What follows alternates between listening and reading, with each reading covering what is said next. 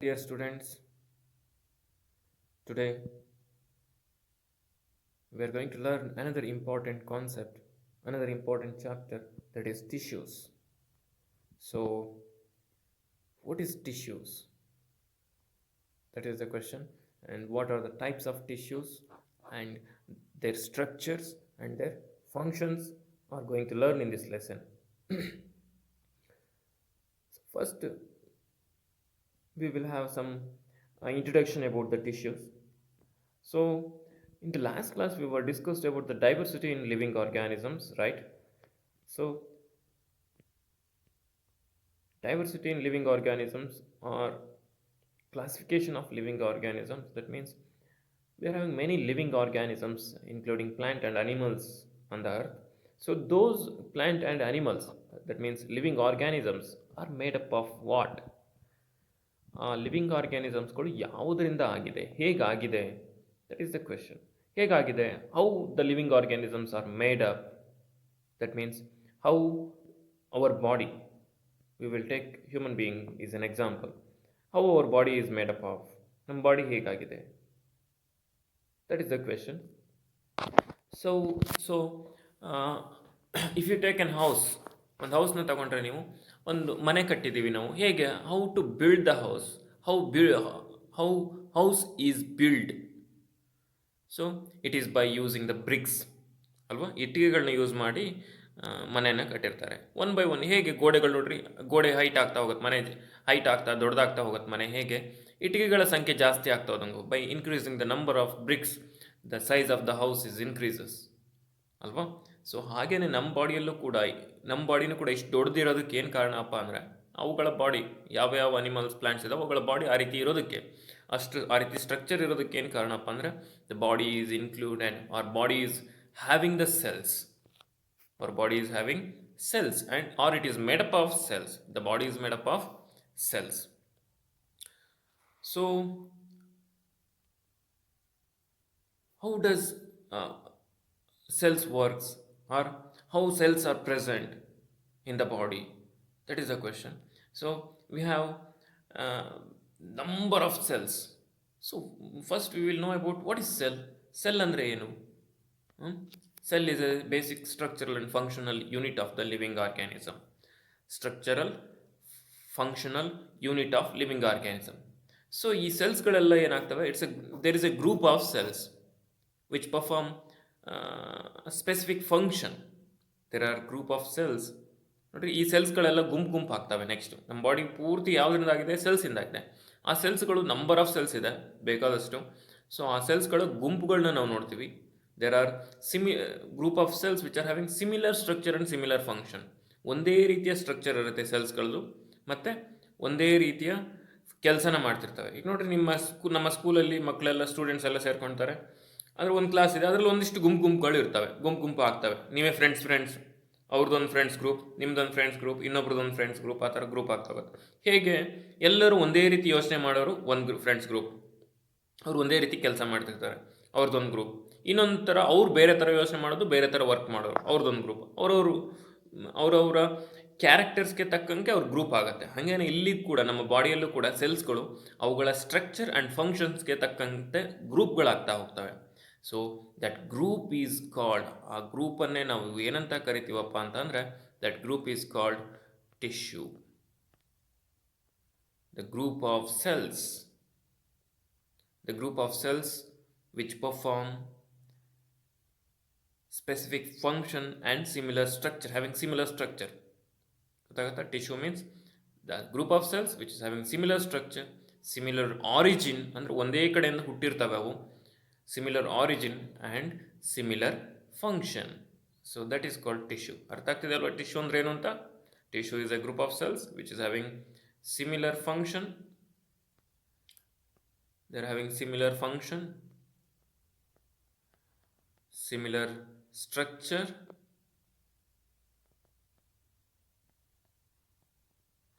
and origin. Origin ಅಂದರೆ ಎಲ್ಲಿಂದ ಹುಟ್ಟಿರುತ್ತೆ ಅದನ್ನ ಆರಿಜಿನ್ ಅಂತ ಕರಿತೀವಿ.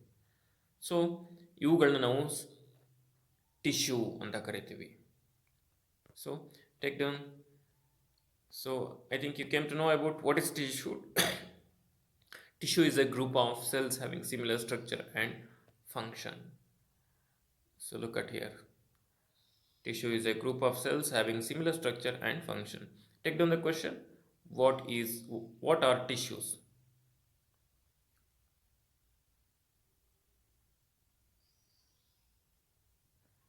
ಸೊ ಒಂದೇ ರೀತಿ ಕೆಲಸ ಮಾಡ್ತವೆ, ಒಂದೇ ರೀತಿಯ ಸ್ಟ್ರಕ್ಚರ್ನ ಹೊಂದಿರ್ತವೆ, ಅವುಗಳನ್ನ ನಾವು ಸಿಮಿಲರ್ ಸ್ಟ್ರಕ್ಚರ್ ಆ್ಯಂಡ್ ಫಂಕ್ಷನ್ ಅಂತ ಕರಿತೀವಿ. For example, in human beings ನಾವು ಎಕ್ಸಾಂಪಲ್ ತಗೊಂಡ್ರೆ the cells of muscular tissue contract and relax. ನೋಡ್ರಿ, ಇಲ್ಲಿ ಮಸ್ಕ್ಯುಲರ್ ಟಿಶ್ಯೂ ಇದೆ, ಇದ್ರ ಬಗ್ಗೆ ಆಮೇಲೆ ಓದ್ತೀವಿ ಮಸ್ಕ್ಯುಲರ್ ಟಿಶ್ಯೂ ಬಗ್ಗೆ. ಸೊ ಇಲ್ಲಿ ಮಸ್ಕ್ಯುಲರ್ ಟಿಶ್ಯೂ ಇದೆ, ಇವುಗಳು ಸೇಮ್ ಸ್ಟ್ರಕ್ಚರ್ನ ಹೊಂದಿರ್ತವೆ. ನೋಡಿ, ಒಂದೇ ರೀತಿಯ ಸ್ಟ್ರಕ್ಚರ್ ಇದೆ, ಇದ್ರ ಬಗ್ಗೆ ಮತ್ತೆ ಓದ್ತೀವಿ ನಾವು. ಸ್ಟ್ರಕ್ಚರ್ ಒಂದೇ ರೀತಿ ಇರುತ್ತೆ, and they perform similar function. ಒಂದೇ ರೀತಿಯ ಕೆಲಸ ಮಾಡುತ್ತೆ. ಅದು ಏನದು? Contract and relax. ಕಾಂಟ್ರಾಕ್ಟ್ ಮತ್ತು ರಿಲ್ಯಾಕ್ಸ್ ಆಗೋದ್ರ ಮುಖಾಂತರ, ರಿಲ್ಯಾಕ್ಸೇಷನ್ ಅಂದರೆ ದೊಡ್ಡದಾಗೋದು ಚಿಕ್ಕದಾಗೋದ್ರ ಮುಖಾಂತರ ಅವುಗಳು ಮೂಮೆಂಟಿಗೆ ಹೆಲ್ಪ್ ಮಾಡ್ತವೆ, ಬಾಡಿ ಮೂಮೆಂಟ್ಸ್ಗೆ ಹೆಲ್ಪ್ ಮಾಡ್ತವೆ. ಗೊತ್ತಾಗತ್ತಾ? ನಮ್ಮ ಬಾಡಿ ಮೂಮೆಂಟ್ ಆಗೋದಕ್ಕೆ ಯಾರು ಕಾರಣ? Muscle tissue. ಅರ್ಥ ಆಗುತ್ತಾ? Muscular tissue, it is also called muscular tissue. As same as in the plant ಟಿಶ್ಯೂಸ್ಗೆ ಬಂದರೆ ವ್ಯಾಸ್ಕ್ಯುಲರ್ ಟಿಶ್ಯೂ ಅಂತ ಇದ್ದಾವೆ. ಅದರಲ್ಲಿ ಝೈಲಮ್ ಅನ್ನೋದು ಒಂದು ಟಿಶ್ಯೂ, ಫ್ಲೋಯಮ್ ಅನ್ನೋದು ಒಂದು ಟಿಶ್ಯೂ.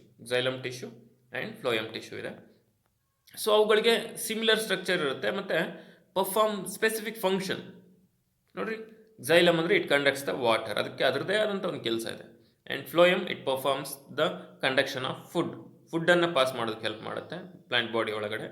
ಇದು ವಾಟರ್ನ ಪಾಸ್ ಮಾಡೋದಕ್ಕೆ ಹೆಲ್ಪ್ ಮಾಡುತ್ತೆ. So they perform specific functions, xylem and phloem. ಅರ್ಥ ಆಗ್ತಿದೆ ಅಲ್ವಾ? Are you understanding?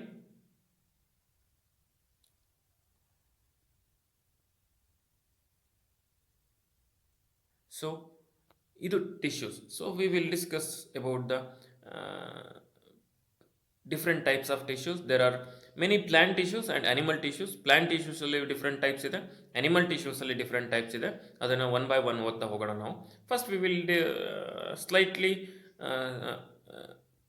broadly know about the plant tissues and animal tissues. So plant tissues ke bandre difference between plant tissues do not move from place to place, but animal tissues enagutte move from place to place. andre ನಾವು ಒಂದು ಪ್ಲೇಸಿಂದ ಇನ್ನೊಂದು ಪ್ಲೇಸಿಗೆ ಹೋಗ್ತೀವಲ್ವ, animals ಆದರೆ. Plant ಆದರೆ ಒಂದೇ ಕಡೆ ಇರುತ್ತೆ ಅದು. And most of the cells of the tissue plant provide mechanical support and strength. ಅವು ಒಂದೇ ಕಡೆ ಇರಬೇಕಲ್ವ, ಹಾಗಾಗಿ ಅವುಗಳಿಗೆ ಮೆಕ್ಯಾನಿಕಲ್ ಅಂದರೆ ನಿಂತ್ಕೊಂಡೇ ಇರೋದಕ್ಕೆ ಮೆಕ್ಯಾನಿಕಲ್ ಸಪೋರ್ಟ್ ಮತ್ತು ಸ್ಟ್ರೆಂತ್ ಬೇಕಾಗತ್ತೆ. ಗೊತ್ತಾಗತ್ತಾ? So most of the tissues consist of dead cells because they provide mechanical support. ಹಾಗಾಗಿ ಅವುಗಳಿಗೆ ಮೆಕ್ಯಾನಿಕಲ್ ಸಪೋರ್ಟ್ ಅಂದರೆ ಗಟ್ಟಿಯಾಗಿ ನಿಂತ್ಕೊಳ್ಳೋದು ಬೇಕಾದಂಥ ಶಕ್ತಿ, ಅದನ್ನು ಮೆಕ್ಯಾನಿಕಲ್ ಸಪೋರ್ಟ್ ಅಂತ ಕರಿತೀವಿ. ಸೊ ಮೆಕ್ಯಾನಿಕಲ್ ಸಪೋರ್ಟ್ ಬೇಕಾಗಿರೋದ್ರಿಂದ ಅವುಗಳು ಯಾವುದರಿಂದ ಆಗಿರುತ್ತೆ ಅಂತ ಅಂದರೆ they are made up of dead cells. ಅವುಗಳು ಡೆಡ್ ಸೆಲ್ಸಿಂದ ಆಗಿರುತ್ತೆ because they provide the mechanical support and strength to the plant. ಅರ್ಥ ಆಗ್ತಿದೆ ಅಲ್ವಾ? ಬಟ್ ಇಲ್ಲಿ ಒಂದು ಕಡೆಯಿಂದ ಇನ್ನೊಂದು ಕಡೆ ಮೂವ್ಮೆಂಟ್ ಮಾಡೋದ್ರಿಂದ ಇವುಗಳಿಗೆ ಎನರ್ಜಿ ಜಾಸ್ತಿ ಬೇಕಾಗುತ್ತೆ ಪ್ಲ್ಯಾಂಟ್ಗೆ ಕಡಿಮೆ ಎನರ್ಜಿ ಇದ್ರೆ ಸಾಕು. ಬಟ್ ಅನಿಮಲ್ಗೆ they are having the movement, that's why they require more energy than the plants. So most cells and tissues in animals are living cells. ಇಲ್ಲಿ ಡೆಡ್ ಸೆಲ್ಸ್ ಅನ್ನು ನೋಡ್ತೀವಿ, ಇಲ್ಲಿ ಲಿವಿಂಗ್ ಸೆಲ್ಸ್ ಅನ್ನು ನೋಡ್ತೀವಿ ನಾವು. Because animals require more energy, but plants require mechanical support and require less energy. So that is the difference between plant tissues and animal tissues. And coming to the growth of the plant takes place only in some regions. Plant growth ಆಗೋದು ಕೆಲವೊಂದು ರೀಸನ್ಸಲ್ಲಿ ಮಾತ್ರ. So plant have tissues called meristematic tissue which divide and help in growth and permanent tissue which do not divide. So growth ಆಗೋದಕ್ಕೆ ಅಂತಲೇ special tissues ಪ್ಲಾಂಟ್ಸಲ್ಲಿ ಇರುತ್ತೆ, ಅದನ್ನು meristematic tissue ಅಂತ ಕರಿತೀವಿ. ವಿ ವಿಲ್ ಡಿಸ್ಕಸ್ ನಾವು after this about the meristematic tissue. So the growth of the animal is more uniform. So animals do not have separate dividing and non dividing cells. ಅಂದರೆ ಇಲ್ಲಿ divide ಆಗುವಂಥ cells ಒಂದಿದೆ, ಅಂದರೆ growth ಆಗುವಂಥ cells ಒಂದಿದೆ, growth ಆಗದೆ ಇರೋಂಥ cells ಅಂದರೆ ಗ್ರೂಪ್ ಆಫ್ ಸೆಲ್ಸ್ ಟಿಶ್ಯೂಸ್ ಇದೆ. ಯಾಕೆ ಅಂತಂದರೆ ಗ್ರೋತ್ ಆಗುವಂಥ ರೀಸನ್ಸೇ ಬೇರೆ, ಗ್ರೋತ್ ಆಗದೆ ಇರೋಂಥ ರೀಸನ್ಸು ಕೂಡ ನಾವು ಪ್ಲ್ಯಾಂಟ್ಸಲ್ಲಿ ನೋಡ್ಬೋದು. ಈಗ ಸ್ಟೆಮ್ ಅದೆಲ್ಲ ಗ್ರೋತ್ ಆಗಲ್ಲ, but plant tip, root tip ಅವೆಲ್ಲ ಏನಾಗುತ್ತೆ, ತುದಿ, ಪ್ಲ್ಯಾಂಟ್ಗಳ ತುದಿ ಏನಾಗುತ್ತೆ, ಗ್ರೋತ್ ಆಗುತ್ತೆ. ಹಾಗಾಗಿ ಅಲ್ಲೇ ಬೇರೆ tissue, meristematic tissue which helps for growing. So cells ಅಲ್ಲಿ ಡಿವೈಡ್ ಆಗುತ್ತೆ. ಇಲ್ಲಿ ಪರ್ಮನೆಂಟ್ ಟಿಶ್ಯೂ ಅಂತ ಇರುತ್ತೆ, ಅಲ್ಲಿ ಗ್ರೋತ್ ಆಗಲ್ಲ, ಸೆಲ್ಸ್ ಡಿವೈಡ್ ಆಗಲ್ಲ. ಬಟ್ ಅನಿಮಲ್ ಸೆಲ್ಲಲ್ಲಿ ಎಲ್ಲ ಕಡೆನೂ ಗ್ರೋತನ್ನು ನೋಡ್ಬೋದು ನಾವು. ಇನ್ ಆಲ್ ಪಾರ್ಟ್ಸಲ್ಲಿ we can see the growth. You can see the growth in all parts. That's why ಇಲ್ಲಿ separate dividing cells, non dividing cells ಅಂತ ಏನಿಲ್ಲ, ಎಲ್ಲ ಒಂದೇ ಥರ ಸೆಲ್ಸ್ ಇರುತ್ತೆ. Animals have organs having specialised functions. So organs have specialised tissues. ಅವುಗಳ ಫಂಕ್ಷನ್ಗೆ ತಕ್ಕಂತೆ ಬೇರೆ ಬೇರೆ ಟಿಶ್ಯೂಸ್ನ ನಾವು ಇದರಲ್ಲಿ ನೋಡ್ಬೋದು. ಡಿವೈಡಿಂಗ್ ಸೆಲ್ಸ್, ನಾನ್ ಡಿವೈಡಿಂಗ್ ಸೆಲ್ಸ್ ಅಂತ ಪ್ಲ್ಯಾಂಟ್ರಲ್ಲಿ ಇರೋ ರೀತಿ ಅನಿಮಲ್ ಟಿಶ್ಯೂಸಲ್ಲಿ ಇಲ್ಲ. So this is the difference between plant tissues and animal tissues. So take down the question. Write the differences between plant tissues and animal tissues. ಗೊತ್ತಾಗ್ತಿದೆಯಾ?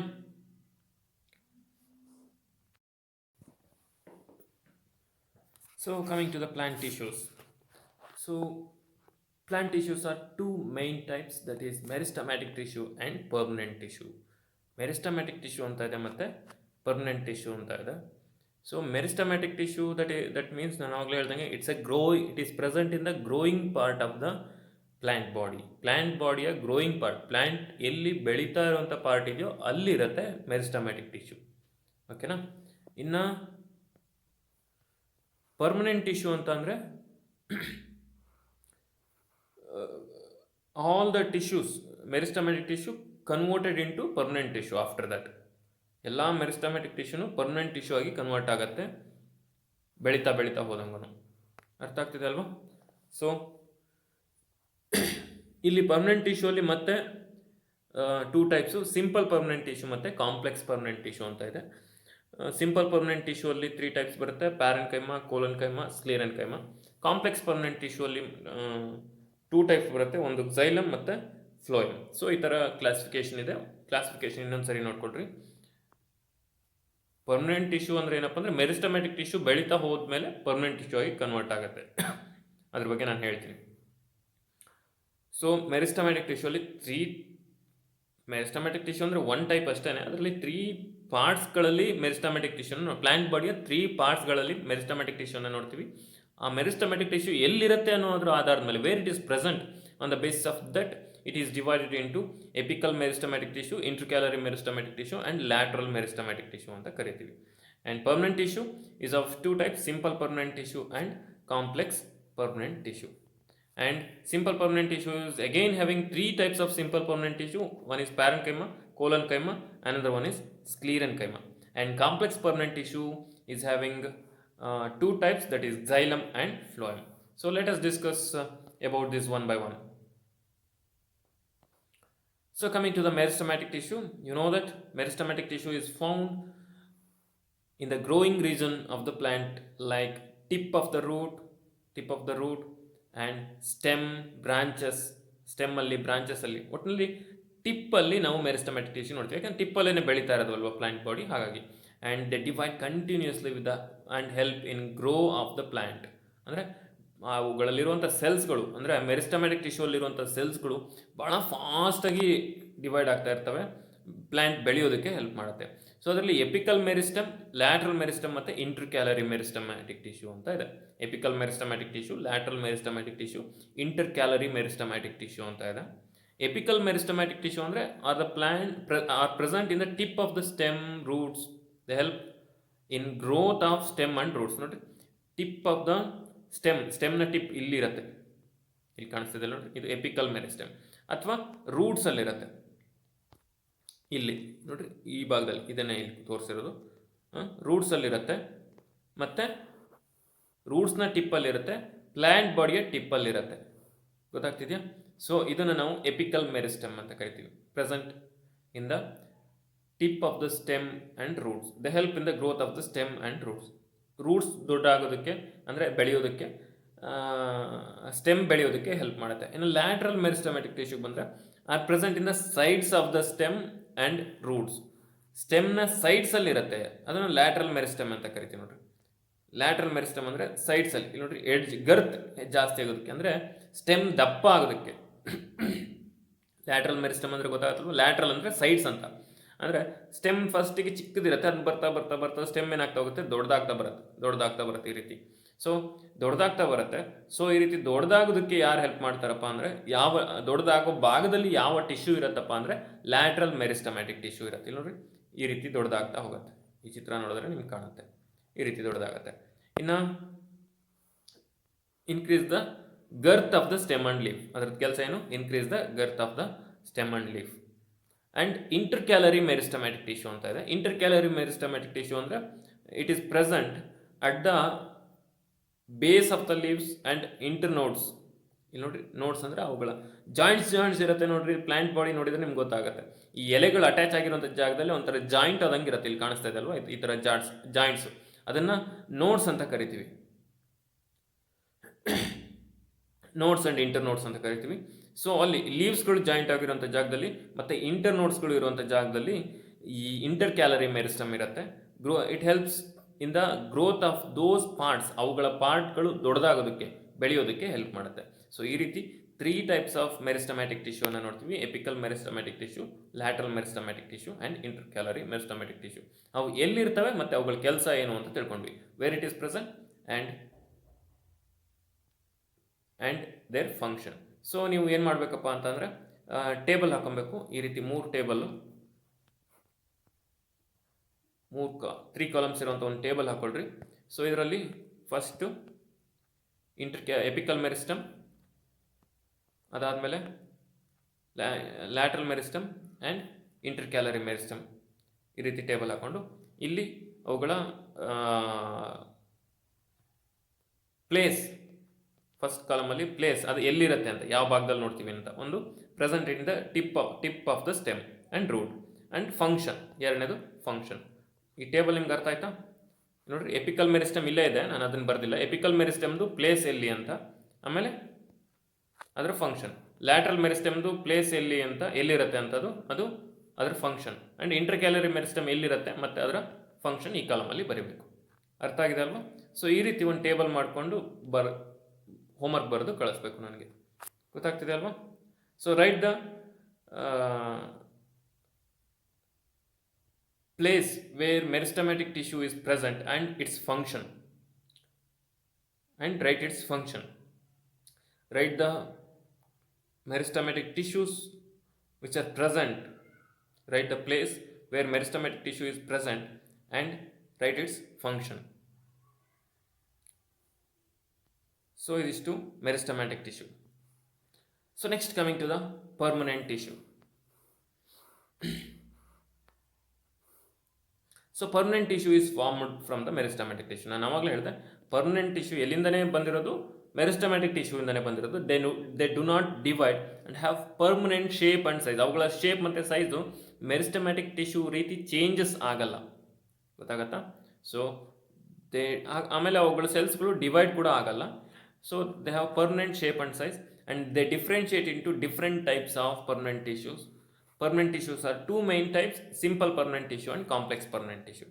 So ಅವುಗಳ size ಮತ್ತು shape change ಆಗಲ್ವಲ್ಲ, ಹಾಗಾಗಿ ಅವುಗಳ size ಮತ್ತು ಶೇಪ್ನ ಆಧಾರದ ಮೇಲೆ ನಾವು ಅವುಗಳನ್ನು 2 ಟೈಪ್ಸ್ ಆಗಿ ಡಿವೈಡ್ ಮಾಡಿದ್ದೀವಿ. ಒಂದು ಸಿಂಪಲ್ ಪರ್ಮನೆಂಟ್ ಟಿಶ್ಯೂ ಮತ್ತು complex permanent tissue.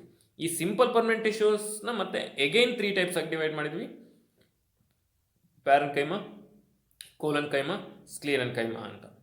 ಗೊತ್ತಾಗ್ತಿದೆಯಲ್ವಾ? So that one we will discuss. First we will discuss about the simple permanent tissue. ಗೊತ್ತಾಗತ್ತಾ? So coming to the parenchyma. Parenchyma structure ಹೇಗಿರುತ್ತೆ, ಅದರ ಫಂಕ್ಷನ್ ಏನು ಮತ್ತು ಎಲ್ಲಿರುತ್ತೆ, ಇಷ್ಟು ತಿಳ್ಕೊಬೇಕು ನಾವು. ಈ ಎಲ್ಲ ಟಿಶ್ಯೂಸ್, ನಾವು ಈ ಪಾಠದಲ್ಲಿ ಓದುವಂಥ ಎಲ್ಲ ಟಿಶ್ಯೂಸ್ದು ಏನಪ್ಪ ಅಂದರೆ the structure of the tissue and where it is present and its function. 3 ಪಾಯಿಂಟ್ಸ್ನ ಕವರ್ ಮಾಡಬೇಕು: structure, place where it is present, and where it is present in the body of the plant or animal, ನಾವು ಯಾವ್ದು ಓದ್ತಿದ್ದೀವೋ ಅದು, and its function. ಇಷ್ಟನ್ನು ಕಲ್ತ್ಕೊಳ್ತಾ ಹೋಗ್ಬೇಕು. ಓಕೆನಾ? So parenchyma it consist of loosely packed thin walled cells having more intercellular space. This is the structure. ನೀವು next ನಾನು homework ಕೊಟ್ಟಾಗ 3 ಪಾಯಿಂಟ್ಸ್ ಈ ರೀತಿ ಕವರ್ ಮಾಡಬೇಕು. ಯಾವ ರೀತಿ ಅಂತಂದರೆ ನೋಡ್ರಿ, ಇದು ಪ್ಯಾರೆನ್ಕೈಮಾ ಬಗ್ಗೆ ನಾವು ಮಾತಾಡ್ತಾ ಇದ್ದೀವಿ. So this is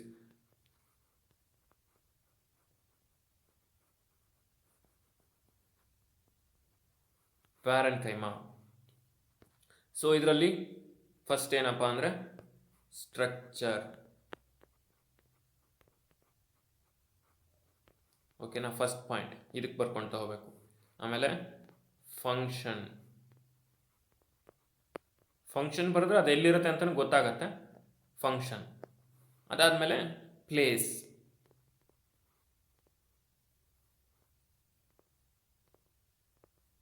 place, structure, function, place. ಇಷ್ಟು ಪಾಯಿಂಟ್ಸ್ನ ಕವರ್ ಮಾಡಬೇಕು. ಇದು ಎಲ್ಲದಕ್ಕೂ ಕಾಮನ್, ನಾನು ಮುಂದೆ ಓದುವಂಥ ಎಲ್ಲ ಟಿಶ್ಯೂಸ್ಗಳಿಗೂ ಇದು ಕಾಮನ್. Structure, function, place. ಅರ್ಥ ಆಗ್ತಿದೆ ಅಲ್ವಾ? ಈ ರೀತಿ ಬರ್ಕೊಬೇಕು. ನಾನು ಹೋಮ್ವರ್ಕ್ ಕೊಟ್ಟಾಗಲೂ ಅಷ್ಟೇ ಇದೇ ರೀತಿನೇ ಹೋಮ್ವರ್ಕ್ ಬರೀಬೇಕು. Parenchyma, write the structure and function of parenchyma ಅಂತ ಕೇಳಿದರೆ ಈ ರೀತಿ ಬರೀಬೇಕು, ಪಾಯಿಂಟ್ಸ್ ಹಾಕೊಂಡು ಬರ್ಕೊಳ್ತಾ ಹೋಗ್ಬೇಕು. ಎಲ್ಲದ್ರದ್ದು ಇದೇ ರೀತಿನೇ ಬರೀಬೇಕು. ಗೊತ್ತಾಗ್ತಿದೆ ಅಲ್ವಾ?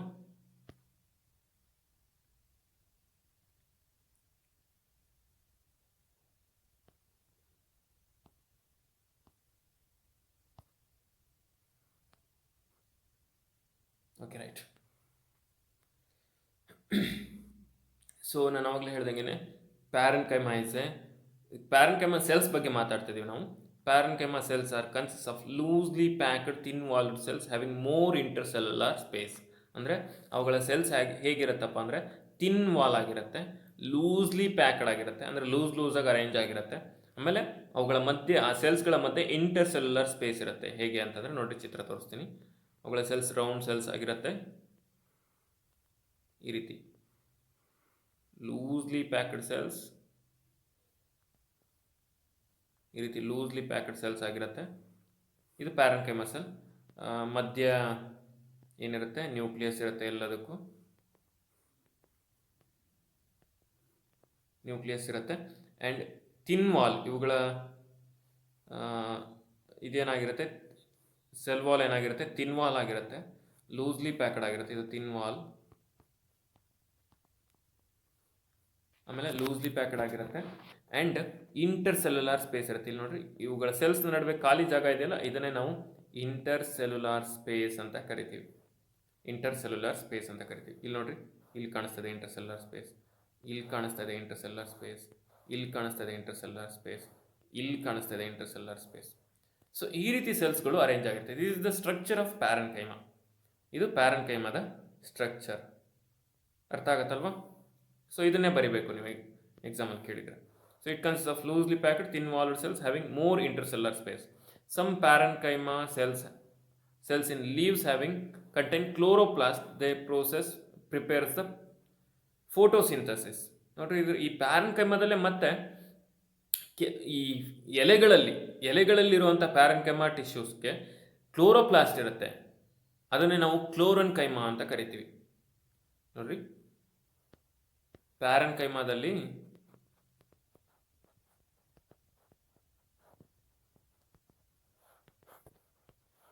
ಕ್ಲೋರೋಪ್ಲಾಸ್ಟ್ ಇತ್ತು ಅಂದರೆ ಆ ಸೆಲ್ಸ್, ನಾರ್ಮಲ್ ಸೆಲ್ಸನ್ನು ಪ್ಯಾರೆನ್ಕೈಮಾ ಅಂತ ಕರಿತೀವಿ. ಅದೇ ಪ್ಯಾರೆನ್ಕೈಮಾ ಎಲ್ಲ ಕಡೆನೂ ಇರುತ್ತೆ, ಪ್ಲಾಂಟ್ ಬಾಡಿಯಲ್ಲಿ ಎಲ್ಲ ಕಡೆನೂ ಇರುತ್ತೆ. ಅದ್ರ ಫಂಕ್ಷನ್ ಏನು ಅಂತ ಹೇಳ್ತೀನಿ. ಆದರೆ ಕ್ಲೋರೋಪ್ಲಾಸ್ಟ್ ಇತ್ತು ಅಂದರೆ ಲೀವ್ಸ್ಗಳಲ್ಲಿರುವಂಥ ಪ್ಯಾರೆನ್ಕೈಮಾ ಸೆಲ್ಸ್ಗಳಿಗೆ ಕ್ಲೋರೋಪ್ಲಾಸ್ಟ್ ಇರುತ್ತೆ. ಯಾಕಂದರೆ ಗ್ರೀನ್ ಕಲರಲ್ಲಿ ಇರುತ್ತಲ್ಲ ಲೀವ್ಸು, ಹಾಗಾಗಿ ಕ್ಲೋರೋಪ್ಲಾಸ್ಟ್ ಇರುತ್ತೆ. ಕ್ಲೋರೋಪ್ಲಾಸ್ಟ್ ಇರುವಂತಹ ಪ್ಯಾರೆನ್ಕೈಮಾ ಸೆಲ್ಸನ್ನು ನಾವು ಏನಂತ ಕರಿತೀವಪ್ಪ ಅಂತಂದರೆ ಕ್ಲೋರನ್ಕೈಮಾ ಅಂತ ಕರಿತೀವಿ.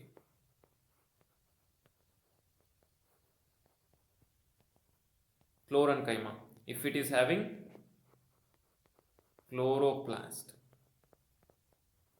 ಕ್ಲೋರೋಪ್ಲಾಸ್ಟ್ ಇತ್ತು ಅಂದರೆ ಅದನ್ನು ಕ್ಲೋರನ್ಕೈಮಾ ಅಂತ ಕರಿತೀವಿ ಪ್ಯಾರೆನ್ಕೈಮಾ ಟಿಶ್ಯೂಸಲ್ಲಿ. So which helps in photosynthesis to prepare the food. So food prepare ಮಾಡೋದಕ್ಕೂ ಪ್ಯಾರೆನ್ಕೈಮಾ ಟಿಶ್ಯೂ ಹೆಲ್ಪ್ ಮಾಡುತ್ತೆ ಅಂತ ಗೊತ್ತಾಗುತ್ತೆ ನಮಗೆ ಇದರಿಂದ. ಇನ್ನು ಈ ಅಕ್ವಾಟಿಕ್ ಆರ್ಗ್ಯಾನಿಸಮ್ಸ್, ಅಕ್ವಾಟಿಕ್ ಪ್ಲ್ಯಾಂಟ್ಸಲ್ಲಿ ಅಂದರೆ ನೀರಲ್ಲಿ ಇರುವಂಥ ಪ್ಲ್ಯಾಂಟ್ಸ್ಗಳಿಗೆ ಅವುಗಳು ಫ್ಲೋಟ್ ಆಗಬೇಕು, ಅಂದರೆ ತೇಲ್ಬೇಕು ಆ ಪ್ಲ್ಯಾಂಟ್ಗಳು ಈಸಿಯಾಗಿ ಅಂತ ಅಂದರೆ ಅವುಗಳ ಸೆಲ್ಸ್ನ ತುಂಬ ಗಾಳಿ ತುಂಬಿಕೊಂಡಿರುತ್ತೆ. ನೀವು ಲೋಟಸ್ನ ತಗೊಂಡು ನೋಡ್ರಿ, ಹಿಚ್ಕಿದ್ರೆ ಈಸಿಯಾಗಿ ಹಿಚಕ್ಬೋದು, ಪ್ರೆಸ್ ಮಾಡ್ಬೋದು. ಪ್ರೆಸ್ ಮಾಡಿದಾಗ ನೀರೆಲ್ಲ ಹೊರಗೆ ಬರುತ್ತೆ. ಲೋಟಸ್ ಪ್ಲ್ಯಾಂಟ್ ಅಥವಾ ಯಾವುದೇ ನೀರಲ್ಲಿರುವಂಥ ಪ್ಲ್ಯಾಂಟ್ನ ತಗೊಂಡು ನೋಡ್ರಿ. ಸೊ ಆ ಪ್ಲ್ಯಾಂಟ್ನ ಒಳಗಡೆ ಫುಲ್ ಏರ್ ಸ್ಪೇಸ್ಗಳಿರುತ್ತೆ, ಅಂದರೆ ಗಾಳಿ ತುಂಬಿಕೊಂಡಿರುವಂಥ ಸೆಲ್ಸ್ಗಳನ್ನ ನಾವು ನೋಡ್ಬೋದು ಅದರಲ್ಲಿ. ಸೊ ಅದೇ ಪ್ಯಾರೆನ್ಕೈಮಾ ಟಿಶ್ಯೂಸಲ್ಲಿ ಏರ್ ತುಂಬಿಕೊಂಡಿದ್ರೆ ಅದನ್ನು ನಾವು ಏನಂತ ಕರಿತೀವಪ್ಪ ಅಂದರೆ ಏರನ್ಕೈಮಾ ಅಂತ ಕರಿತೀವಿ. Aerenchyma if it is filled with air, ಗೊತ್ತಾಗತ್ತಾ? ಎರಡನೇದು ಈ ರೀತಿ ಏರನ್ಕೈಮಾ ಅಂತ ಕರಿತೀವಿ. ಸೊ ಈ ರೀತಿ ಟೈಪ್ಸ್ ಆಫ್ ಪ್ಯಾರೆನ್ಕೈಮಾ ಟಿಶ್ಯೂಸ್ ಇದೆ. Parenchyma cells have large cavity which helps to float on water. Those are ಮತ್ತು ಇನ್ನು ನಾನು ಈಗ ಹೇಳಿದ್ನಲ್ಲ ಅದೇನೆ ಇವ್ರು ಹೇಳ್ತಾ ಇರೋದು. Okay right. ಸೊ ಒಂದು ಫೋಟೋಸಿಂಥಸಿಸ್ಗೆ ಹೆಲ್ಪ್ ಮಾಡಿದರೆ ಕ್ಲೋರೋಪ್ಲಾಸ್ಟ್ ಇತ್ತು ಅಂದ್ರೆ ಅದನ್ನ chlorenchyma. Parenchyma cells have large air cavities which helps the plant to float on the water, ಅದನ್ನು ಏರನ್ಕೈಮ ಅಂತ ಕರಿತೀವಿ. Some parenchyma cells of roots and stem store water and minerals. ನೋಡಿರಿ, water ಮತ್ತು ಮಿನರಲ್ಸ್ನ ಸ್ಟೋರ್ ಮಾಡೋದಕ್ಕೆ ಈ ಪ್ಯಾರೆನ್ಕೈಮ ಸೆಲ್ಸ್ ಹೆಲ್ಪ್ ಮಾಡ್ತವೆ. So ನೋಡಿರಿ, ಒಂದು ಫುಡ್ ಪ್ರಿಪೇರ್ ಮಾಡೋದಕ್ಕೆ, ಫುಡ್ನ ಸ್ಟೋರೇಜ್ ಮಾಡೋದಕ್ಕೆ, ಆಮೇಲೆ ವಾಟರ್ ಮತ್ತು ಮಿನರಲ್ಸ್ನ ಸ್ಟೋರ್ ಮಾಡೋದಕ್ಕೆ ಹೆಲ್ಪ್ ಮಾಡುತ್ತೆ. ಆಮೇಲೆ which helps to float on the water, aerenchyma tissue which is one of the parenchyma tissue. ಇಷ್ಟು ಪ್ಯಾರೆನ್ಕೈಮ ಟಿಶ್ಯೂಸ್ದು ಫಂಕ್ಷನ್ ಗೊತ್ತಾಗುತ್ತಲ್ವ. Write the function and write the structure and function of parenchyma tissue. Question, write the structure and function of parenchyma tissue. So next collenchyma. ನಿಮ್ಗೆ ಇದ್ರ ಚಿತ್ರ ತೋರಿಸ್ತಾ ಇದೀನಿ ನೋಡ್ರಿ. ಇಲ್ಲಿ ಪ್ಯಾರೆನ್ಕೈಮ ನೋಡ್ರಿ ಹೇಗಿರುತ್ತೆ, ಹೀಗಿರುತ್ತೆ ಚಿತ್ರ ನೋಡ್ರಿ. ಇಲ್ಲಿ ಹೀಗಿರುತ್ತೆ. ಇದು ಟ್ರಾನ್ಸ್ಫರ್ಸ್ ಸೆಕ್ಷನ್ ಚಿತ್ರ. ಇದು ಲಾಂಜಿಟ್ಯೂಡಿನಲ್ ಸೆಕ್ಷನ್. ಕೆಳಗಡೆದು ಲಾಂಜಿಟ್ಯೂಡಿನಲ್ ಸೆಕ್ಷನ್, ಇದು ಲಾಂಜಿಟ್ಯೂಡಿನಲ್ ಸೆಕ್ಷನ್, ಇದು ಟ್ರಾನ್ಸ್ಫರ್ ಸೆಕ್ಷನ್. ಪ್ಯಾರೆನ್ಕೈಮ ಟಿಶ್ಯೂ ನೋಡ್ರಿ ಲೂಸ್ಲಿ ಅರೇಂಜ್ಡ್ ಇರುತ್ತೆ, ಇಂಟರ್ಸೆಲ್ಲರ್ ಸ್ಪೇಸ್ ಇರುತ್ತೆ. ಕಾಣಿಸ್ತಾ ಇದೆ ಅಲ್ವಾ, ಚಿತ್ರ ಕಾಣಿಸ್ತಾ ಇದೆ ನಿಮಗೆ. ಇದು ಮೈಕ್ರೋಸ್ಕೋಪಲ್ಲಿ ನಮ್ಗೆ ಹೀಗೆ ಕಾಣುತ್ತೆ. ನಾವು ನಮ್ಮ ಸ್ಕೂಲಲ್ಲಿ ಇದ್ದಿದ್ರೆ ನಮ್ಮ ಮೈಕ್ರೋಸ್ಕೋಪಲ್ಲಿ ನೋಡ್ಬೋದಿತ್ತು. ಹೀಗೆ ಕಾಣಿಸುತ್ತೆ ನಮಗೆ, ಈ ರೀತಿ ಕಾಣಿಸುತ್ತೆ ಪ್ಯಾರೆನ್ಕೈಮ ಟಿಶ್ಯೂ. ಇನ್ನು ಚಿತ್ರ ನೋಡ್ರಿ, ಇದು ಪ್ಯಾರೆನ್ಕೈಮ ಟಿಶ್ಯೂ ಕಾಣಿಸ್ತಾ ಇದೆ ಅಲ್ವಾ. ಇದು ಅಡ್ಡ ಲಾಂಜಿಟ್ಯೂಡಿನಲ್ ಸೆಕ್ಷನ್. ಹೀಗೆ ಕಟ್ ಮಾಡಿದರೆ ಹೇಗೆ ಕಾಣುತ್ತೆ, ಅಡ್ಡ ಕಟ್ ಮಾಡಿದರೆ ಹೇಗೆ ಕಾಣುತ್ತೆ. ಮೇಲೆ ಕ್ರಾಸ್ ಸೆಕ್ಷನ್, ಅದು ಮೇಲೆ ನೋಡಿರೋದು ನಾನು ಫಸ್ಟ್ ಪಿಕ್ಚರ್. ಕೆಳಗಡೆ ಪಿಕ್ಚರು ಅಡ್ಡ ಕಟ್ ಮಾಡೋದು, ಲಾಂಜಿಟ್ಯೂಡಿನಲ್ ಸೆಕ್ಷನ್. ಅರ್ಥ ಆಗ್ತಿದೆ ಅಲ್ವಾ.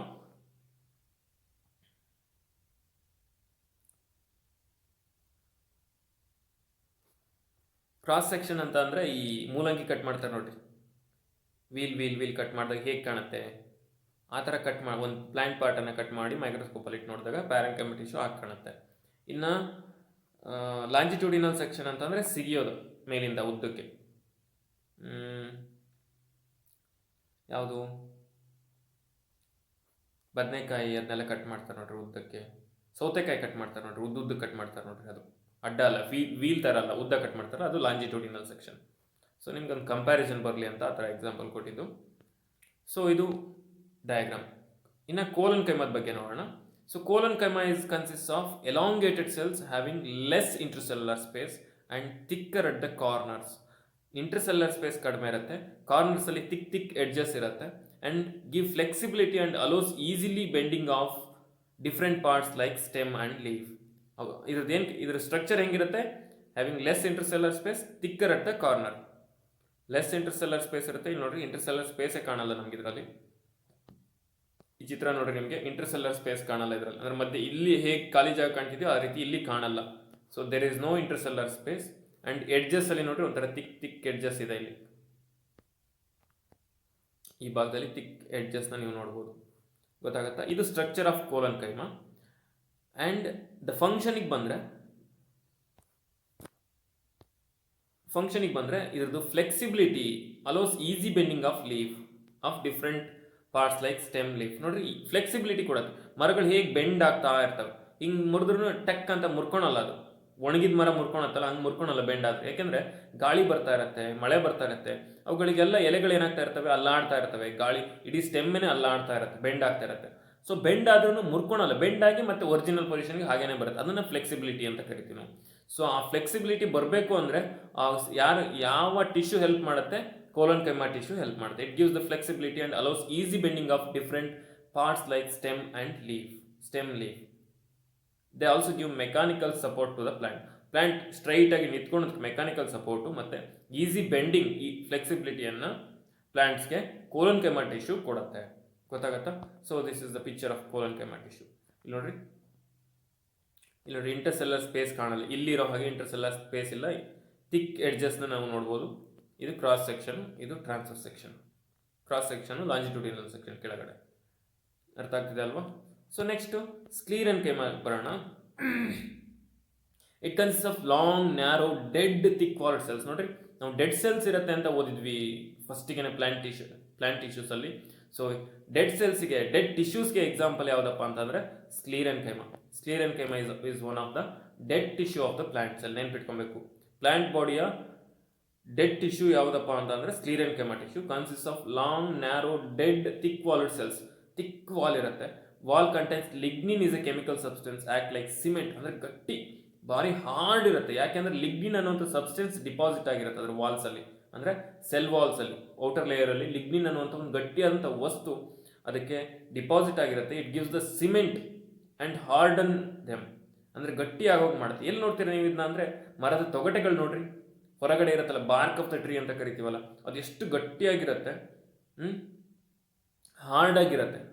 ಆಮೇಲೆ ಡೆಡ್ ಅದಲ್ವಾ, ಅದು ಒಣಗಿರುತ್ತೆ, ಫುಲ್ ಒಣಗಿರುತ್ತೆ, ಆದರೂ ಮರದ ಜೊತೆಗಿರುತ್ತೆ, ಅವಾಗ ಬಿದ್ದು ಹೋಗ್ತಾ ಇರುತ್ತೆ. ನೀವು ನಾನು ಹೇಳಿದ ಅರ್ಥ ಆಗ್ತಿದೆಯಲ್ಲ, ಬಾರ್ಕ್ ಆಫ್ ದ ಟ್ರೀ ಹೊರಗಡೆ ಪಾರ್ಟ್ ಇರುತ್ತಲ್ಲ, ಅದು ಡೆಡ್ ಇರುತ್ತೆ, ಸತ್ತೋಗಿರುತ್ತೆ, ಅದು ಡೆಡ್ ಸೆಲ್ಸ್. ಅದು ಸ್ಕ್ಲೀರೆನ್ಕೈಮಾ ಟಿಶ್ಯೂ ಆಗಿರುತ್ತೆ.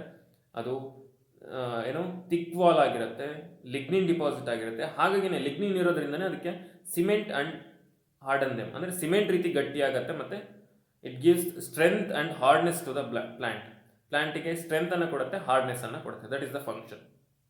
ಗೊತ್ತಾಗ್ತಿದೆಯಾ? So this is about sclerenchyma and collenchyma. Sclerenchyma ನೋಡ್ರಿ, ಇಲ್ಲಿ ಡಿಪಾಸಿಟ್ ಆಗಿರುತ್ತೆ, ಇಲ್ಲಿ ಈ ರೀತಿ ಸೆಲ್ಸ್ ಇರುತ್ತೆ, ಇಲ್ಲಿ ನೋಡ್ರಿ ಗೊತ್ತಾಗತ್ತೆ ನಿಮಗೆ. ಸೊ ಇಲ್ಲೆಲ್ಲ ಅದರ ಎಡ್ಜಸ್ಸಲ್ಲಿ ನೋಡ್ರಿ, ಸೆಲ್ಸ್ನ ಎಡ್ಜಸ್ಸಲ್ಲಿ ಲಿಗ್ನಿನ್ ಡಿಪಾಸಿಟ್ ಆಗಿರುತ್ತೆ. ಲಿಗ್ನಿನ್ ಅನ್ನುವಂಥ ಹಾರ್ಡ್ ಮೆಟೀರಿಯಲ್ ಡಿಪಾಸಿಟ್ ಆಗಿರುತ್ತೆ. ಇದು ಸ್ಕ್ಲೀರೆನ್ಕೈಮಾ ಟಿಶ್ಯೂ. ಸೊ ಅರ್ಥ ಆಗ್ತಿದೆ ಅಲ್ವಾ?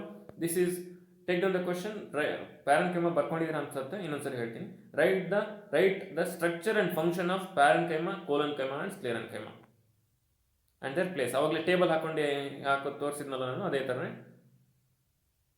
ಇದನ್ನು ಬರೀಬೇಕು. Write the structure and function of parenchyma, collenchyma and sclerenchyma.